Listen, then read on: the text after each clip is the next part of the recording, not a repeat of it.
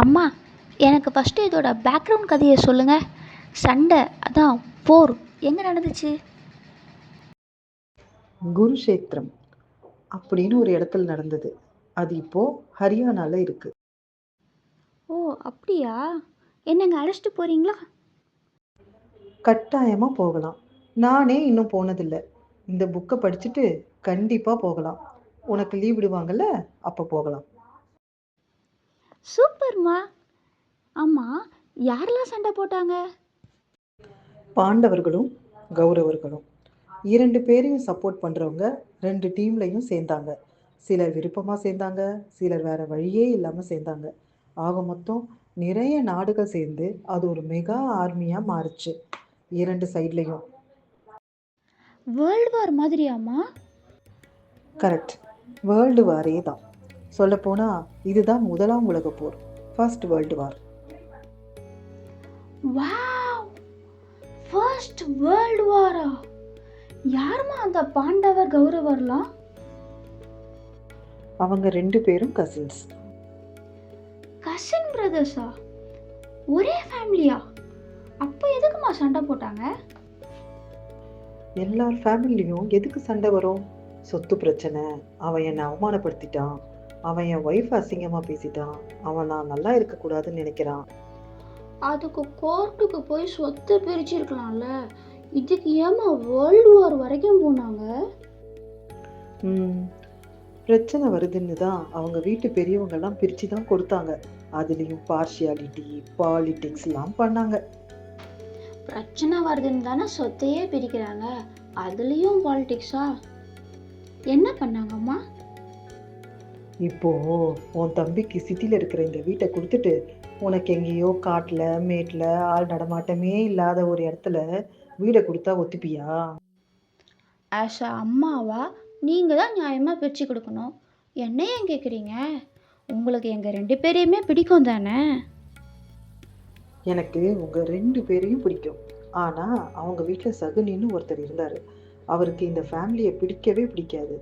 அவர் கௌரவ side politics பண்ணி நல்லா எஸ்டாப்ளிஷ் ஆன அஸ்தினாபுரத்தை அவங்களுக்கு கொடுத்துட்டு ஆளே இல்லாத வெறும் பாம்பு இருக்கிற இடத்த பாண்டவஸ்க்கு கொடுத்தாங்க. எல்லா இடத்துலையும் சகுனி மாதிரி ஆளுங்க இருப்பாங்க போல. இது தப்பு தான். ஆனால் இதுக்கு எதுக்கு போரு? போர் இதுக்காக இல்லை. பாண்டவஸ் அந்த இடத்த நல்லா டெவலப் பண்ணி சூப்பராக ரூல் பண்ணாங்க. சொல்லப்போனா சின்ன வயசுல இருந்தே இவங்களுக்கு நிறைய பிரச்சனைகள் கொடுத்தோம். அதிலிருந்து எப்பவுமே சூப்பரா எவால்வ் ஆகி வந்தாங்க பாண்டவர்கள். அப்போ அவங்க நிஜமாவே ஹீரோஸ் தான் இல்ல? சரி, போர் எதுக்கு அதை சொல்லுங்க. பாண்டவர்களோட சொத்தை சூதாடி, அதான் அந்த கேம்பிங்ல அபகரிச்சு அவங்க எல்லாரையும் அடிமைப்படுத்தி கடைசியில அவங்க வைஃப் திரௌபதியையும் ரொம்ப அவமானப்படுத்திட்டாங்க கௌரவர்கள். கிருஷ்ணர் தான் திரௌபதியை காப்பாத்தினாரு. இது ரொம்ப தப்பு தான். ஓகே, கண்டிப்பாக போர் செஞ்சுருக்கணும். இதுக்கப்புறமா உடனே கூட அவங்களால போர் செய்ய முடியல. 13 இயர்ஸ்க்கு அப்புறம் தான் அவங்களால வாரே டிக்ளேர் பண்ண முடிஞ்சது. அப்போ இருந்த அரசவையில் அப்படிதான் ரூல்ஸ் போட்டாங்க. எல்லா கோர்ட்டும் இப்படி தானா? எவ்வளோ பெரிய குயினாக இருந்தாலும், ஆக்ட்ரஸ், செலிப்ரிட்டியாக இருந்தாலும் இத்தனை வருஷம் வெயிட் பண்ணணுமா? அப்பவும் நியாயமாக தீர்ப்பு கொடுக்க மாட்டாங்களா? என்னம்மா இது? இந்த உலகம் எப்பவுமே இப்படித்தான்.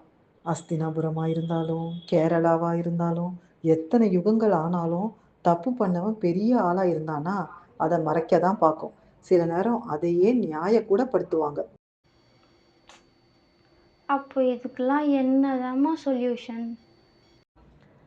மனுஷங்க தான் ஏமாத்துவாங்க. தெய்வம்னு ஒண்ணு இருக்குல்ல. அப்போ தெய்வம் இதெல்லாம் நடக்காம தடுத்துருக்கலாம்ல? அப்போ நமக்கு மகாபாரதம் கிடைச்சிருக்குமா? திரௌபதியை நாம தெய்வமா கும்பிட்டு இருப்போமா? திரௌபதியால இத்தனை பேர் இன்ஸ்பயர் ஆகியிருப்பாங்களா? எங்கெல்லாம் அதர்மம் தலைவிரிச்சாடுதோ அங்க கடவுள் அவதரிப்பாருன்னு நம்ம மனசுல எழுச்சி வந்திருக்காதுல்ல. அப்போ அதுக்காக இந்த தப்புலாம் நடக்கலன்னு சொல்றீங்களா? நம்ம கண்ணுக்கு தெரிகிற விஷயத்தை வச்சு கடவுள் போடுற மாஸ்டர் பிளானை நாம் சந்தேகப்படக்கூடாது. அதை புரிஞ்சுக்கிற அளவுக்கு நமக்கு ஞானமும் கிடையாது. கண்ணப்பர், காரைக்கால் அம்மையார்னு பெரியவங்க லைஃப்லாம் பார்த்தா தெரியும் கடவுளோட திருவிளையாடலை.